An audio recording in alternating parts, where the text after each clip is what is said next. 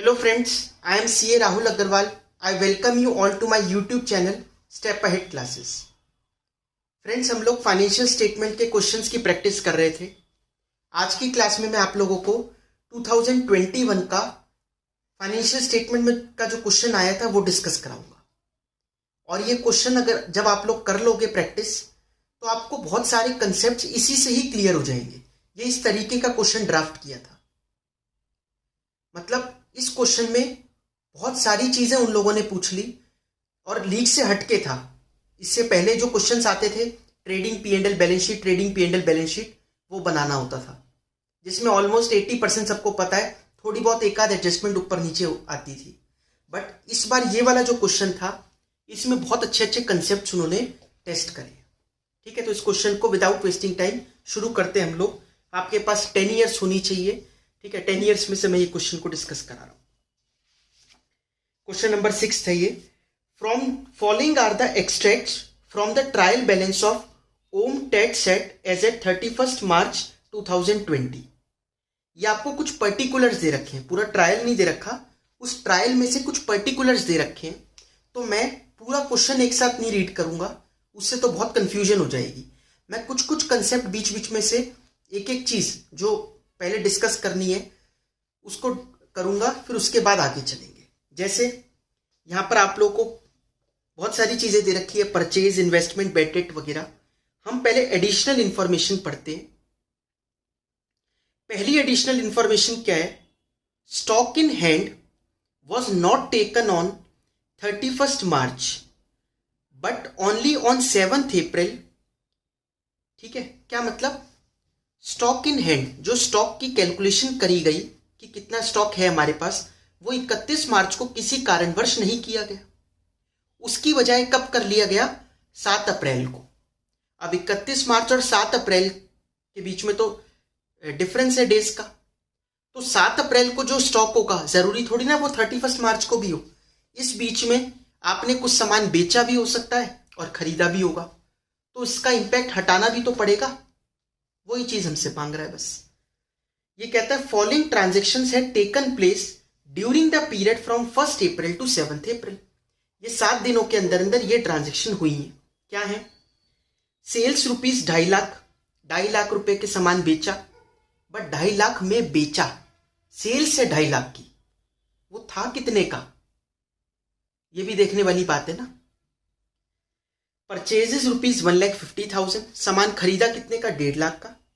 Stock on 7 April was 1,80,000. 7 April को stock कितने का था? 1,80,000 का गोडाउन में. And goods are normally sold at 25% on cost. Goods को कॉस्ट के ऊपर 25% पर बेचा जाता है. Market price on 31 March 2020 was 64% of selling price.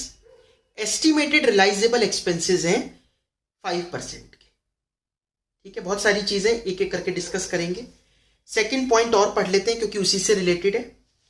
Goods जिसका सेल प्राइस है 25,000 were taken by the proprietor for his personal use but not recorded. उसने ड्रॉइंग्स करी थी, गुड्स विड्रॉ करे थे पर्सनल पर्पस के लिए, जिसकी रिकॉर्डिंग नहीं हुई. वैसे इसकी जर्नल एंट्री याद है आपको क्या होती है? Goods taken for personal purpose, drawings account debit to purchases account. जो गुड्स खरीद के लाए उसमें से कम कर लो. Drawings account debit to purchases account. क्योंकि वो परचेज में क्यों आए? वो तो फर्म के लिए रहा ही नहीं ना, तो परचेज ही हटा लो और किस में डाल दो? ड्रॉइंग्स करी उसने. Goods selling price 37,500 were given away as free sample to Mahesh, a customer, recorded in the sales book. ये गलती से सेल्स बुक में रिकॉर्ड हो गया. गुड्स जब एडवर्टीजमेंट के लिए दे रहे हैं हम लोग, फ्री सैंपल मतलब एडवर्टीजमेंट ही हो गया ना. क्यों सैंपल दे रहे हैं फ्री? क्योंकि ऐड कर रहे हैं. तो इसकी एंट्री होती है advertisement account debit to purchase account. मैं एक चीज आपको बताऊं, जब भी गुड्स हम देते हैं सेल के अलावा किसी पर्पस में, चैरिटी कर दे या एडवर्टीजमेंट करें या ओनर अपने घर ले जाए, इन सब में एक चीज कॉमन है, टू में परचेज आता है. Drawings to purchase, advertisement to purchase, charity debit to purchase. क्यों आता है? वही कि परचेज जो खर्चा पहले किया था वो किसी और में कन्वर्ट हो गया, वो सामान खरीदा ही नहीं ना फर्म के लिए, तो परचेज क्यों लिखे हम उसको, तो परचेज खत्म कर रहे हैं। कभी वो ड्राइंग्स कर दिया, चैरिटी करा तो चैरिटी में डाल दो, और एडवर्टीजमेंट में चला गया तो एडवर्टीजमेंट में डाल दो, परचेज में क्यों लिखा हुआ है उसको हटा दो, इसलिए टू परचेज करते हैं। समझ में आया? तो इन्होंने वो एंट्री तो करी नहीं, इन्होंने वो जो सैंपल दिया ना उसको परचेज में से माइनस करने की बजाय सेल में लिख दिया ये। ठीक है, पहली वाली तो रिकॉर्ड ही नहीं हुई, ये जो खुद लेके गए अपने घर पे वो तो रिकॉर्ड ही नहीं हुई, और दूसरी वाली सेल्स में रिकॉर्ड हो गई। आगे, on 31 March goods selling price 12,500 were destroyed by fire, goods were fully insured but the insurance company accepted a claim to the extent of 60% of cost only and paid the claim money on 10th April 2020. ठीक है, goods जिनकी selling price 12,500 थी वो fire से destroy हो गए। Insurance company ने claim को एक्सेप्ट किया, कितना? 60%। बट फिर वही बात, इंश्योरेंस कंपनी क्लेम एक्सेप्ट करके वो गुड्स जले हुए जो है वो वापस थोड़ी ना ला देगी, वो तो पैसे देगी, कंपनसेट करेगी हमें। ठीक है, वो 10 अप्रैल को उन्होंने कंपनसेट करा, तो वो तो हम जब बैलेंस शीट बनाते हैं कभी तो इंश्योरेंस क्लेम डेबिट एसेट में लिखते हैं, इसका मतलब क्या होता है, अभी पैसा आना बाकी है 31 मार्च को, वही बात बता रहा है वो। On 31 March goods for ₹50,000 were sent to a customer on sale or return basis, वही सेल और रिटर्न वाला अप्रूवल बेसिस वाला, and were recorded as actual sales, उसको भी कहां रिकॉर्ड कर लिया? सेल में। ये भी गलत है, वो तो हम वैसे भी एडजस्टमेंट करते ही है ना इसकी, सेल और डेटर में से हटाते हैं और क्लोजिंग स्टॉक में ऐड करते हैं। Goods are normally sold at 25% on cost, cost के 25% पर गुड्स को बेचा जाता है। ऑन 1 जनवरी 2020, 1 जनवरी 2020 को एक काम और हुआ, investments were sold at 10% profit but the entire sale proceeds have been taken as sales, पर पूरी एंटायर प्रोसीड्स जो है सेल्स की वो सेल में ले गए हम लोग। इन्वेस्टमेंट बेची, इन्वेस्टमेंट बेचते हैं जब कोई और असेट बेच, आपको पता है सेल वर्ड किस लिए आता है? सेल वर्ड या परचेज वर्ड जो आता है बुक्स में, बुक्स ऑफ अकाउंट्स में, वो गुड्स के लिए आता है। आप अगर कुछ और खरीद रहे हो तो उसका नाम लिखो और उसका प्रॉफिट डायरेक्टली P&L में लेके जाओ। ठीक है, इन्होंने क्या किया, इन्वेस्टमेंट बेची और उसका पूरा जो प्रोसीड्स आया वो सेल्स में रिकॉर्ड कर लिया। सेल में तो होना ही नहीं, सेल तो गुड्स के लिए होता है, वो भी गलती है। तो आगे थर्ड फोर्थ पॉइंट पढ़ने की बजाय पहले देखते हैं इनकी रिक्वायरमेंट क्या है, क्योंकि मैंने वो वाले पढ़ दिए अभी पॉइंट जो पहला पॉइंट करने में काम आएंगे। पहला पॉइंट क्या पूछता है, कैलकुलेट द अमाउंट ऑफ, नीचे लिखा ना answer the following, calculate the amount of net purchases, net sales and closing stock to be shown in the trading account for the year ending 31 March 2020। बस ये चीज इन्होंने सबसे पहले पूछी है। ठीक है, और उसमें अभी तक मैंने जितना पढ़ा वो सब काम आएगा। ठीक है, तो शुरू करते हैं क्वेश्चन को करना। हम इसको 2 पार्ट में डिवाइड कर लेंगे कि आज इतना करके फिर नेक्स्ट क्लास में बेड रेट्स वगैरह वाला जो आगे का है वो कर लेंगे। देखिए, सबसे पहले हम लोग नेट परचेजेस मांगे, उसने नेट परचेजेस की कैलकुलेशन करते हैं, नेट सेल्स भी मांगे और फिर स्टॉक भी मांगा है। नेट परचेजेस दे पहले उसने परचेज कितने दे रखे हैं उसको पढ़ते हैं। उसने परचेजेस लिख रखा है 5,70,000 रुपए, 5,70,000 रुपए आपको ऊपर पर्टिकुलर्स में मिल जाएगा। ठीक है, इसमें कुछ गलतियां हैं जो हमने फर्स्ट और सेकंड पैराग्राफ पढ़ा था, उससे अगर आपको लगता है परचेजेस हिलेंगी तो वो वाली हटाओ या प्लस करो, जो भी करना है। तो देखते हैं, फर्स्ट पॉइंट में तो कुछ नहीं है। फर्स्ट पॉइंट में तो एक्चुअली बस वो एक चीज बता रहा है कि स्टॉक लेते वक्त वो आगे का स्टॉक ले लिया गया तो वो पीछे वापस आ जाएंगे। हम वो जब स्टॉक निकालेंगे ना तब कर लेंगे, अभी निकालेंगे। परचेजेस की बात करते हैं, पहले परचेज कैसे ठीक करें। ये जो ऊपर 5,70 है ये तो पूरे साल की परचेज है, इसमें नहीं आगे तक चले गए वो, इसमें क्यों आगे तक जाएंगे। परचेज बुक बनी तो है, उसमें से चेक कर लेंगे कितने की परचेजेस है। ठीक है, तो सेकंड पॉइंट में गुड्स सेलिंग प्राइस जिसका 25,000 है वो प्रोप्राइटर ले गया था अपने पर्सनल यूज के लिए, ये माइनस करेंगे क्योंकि एंट्री होती है drawings debit to purchase, purchase में से हटाओ तो less taken for personal use. अब कितना हटाएंगे, क्या मैं इसमें से 25,000 रुपये हटा लूं या कॉस्ट हटाएंगे? हम एंट्री क्या कर रहे हैं, ड्रॉइंग्स टू परचेज, तो परचेज में कौन सी कॉस्ट होती है, परचेज प्राइस होता है, कॉस्ट प्राइस होती है ना।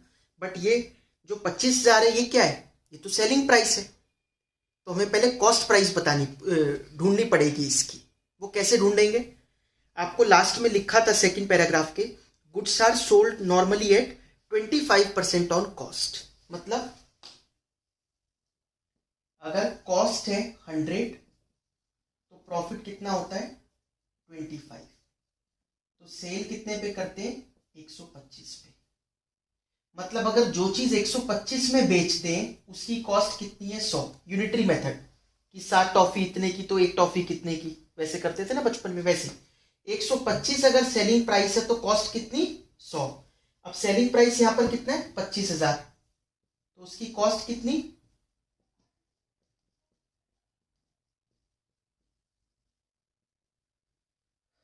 20,000, तो उसकी कॉस्ट कितनी हो गई 20,000 रुपए। तो टेकन फॉर पर्सनल पर्पस 20,000 रुपए माइनस कर लो, ठीक है। थोड़ा से नीचे लिख लेते कभी,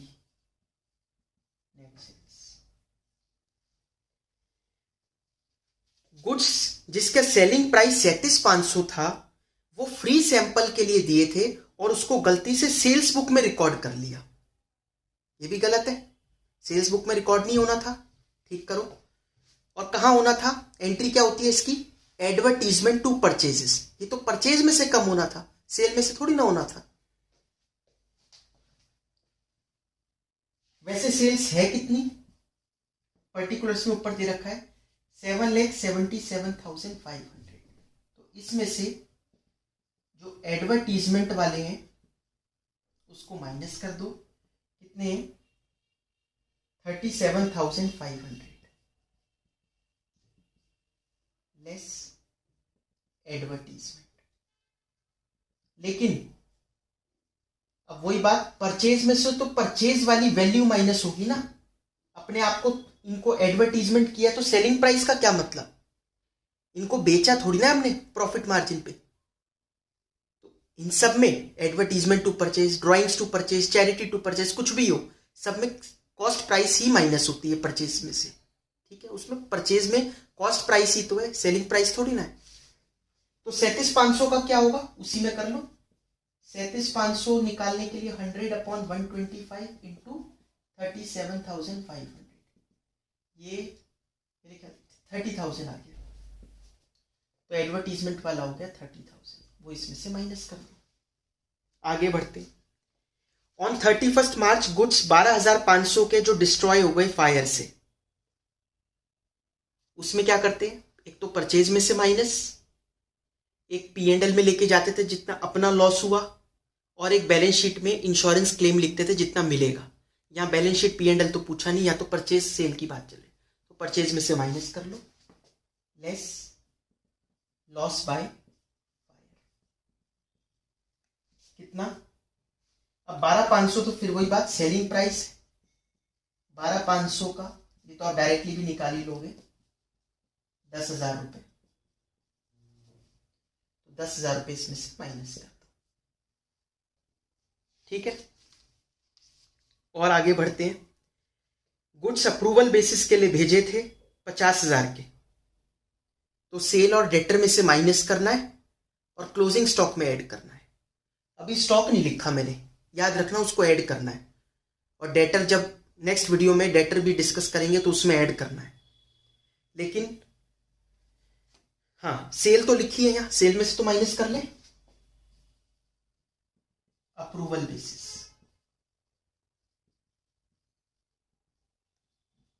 अप्रूवल बेसिस वाला कितना है 50,000 रुपए, उसको माइनस कर लो,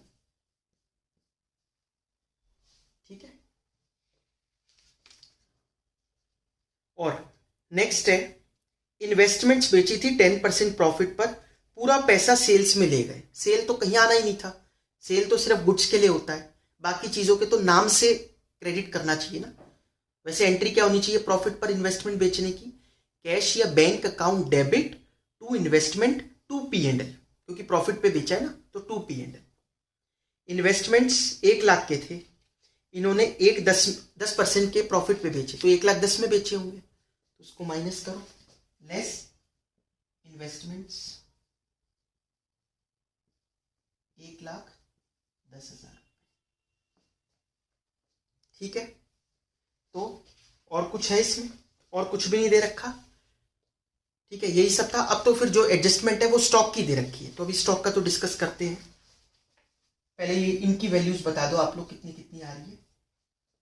इसकी तो आ रहेगी 5,10,000, ये हो गई हमारी नेट परचेजेस 5,10,000 की। नेट सेल्स कितनी आ रही है?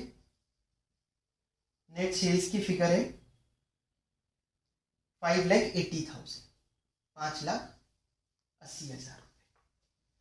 आया समझ में आप लोगों को? बहुत इंपॉर्टेंट क्वेश्चन है, बहुत सारे कंसेप्ट क्लियर करता है ये क्वेश्चन। अभी तो स्टॉक निकालना है, क्लोजिंग स्टॉक।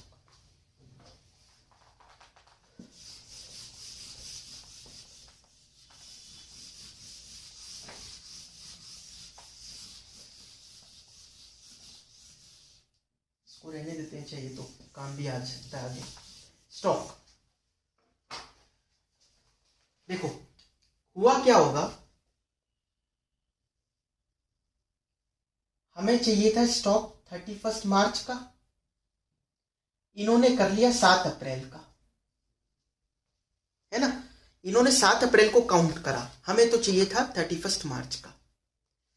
तो जो 31 मार्च को स्टॉक होगा, स्टॉक ऑन 31 मार्च, उसमें और इसमें क्या फर्क होगा?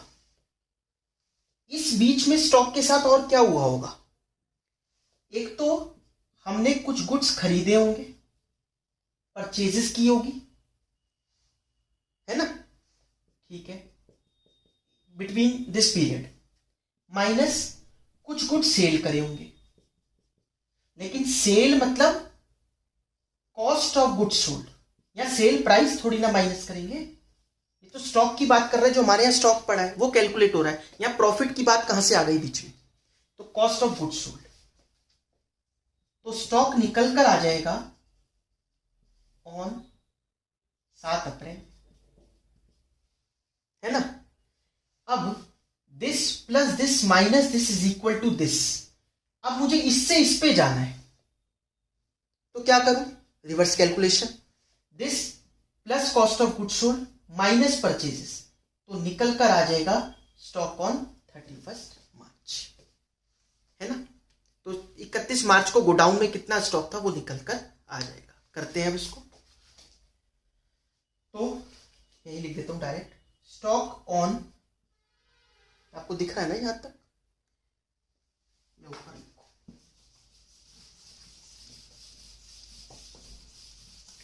स्टॉक 7 अप्रैल का बताओ आप।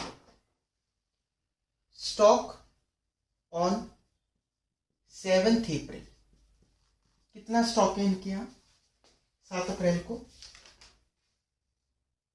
1,80,000 रुपए का,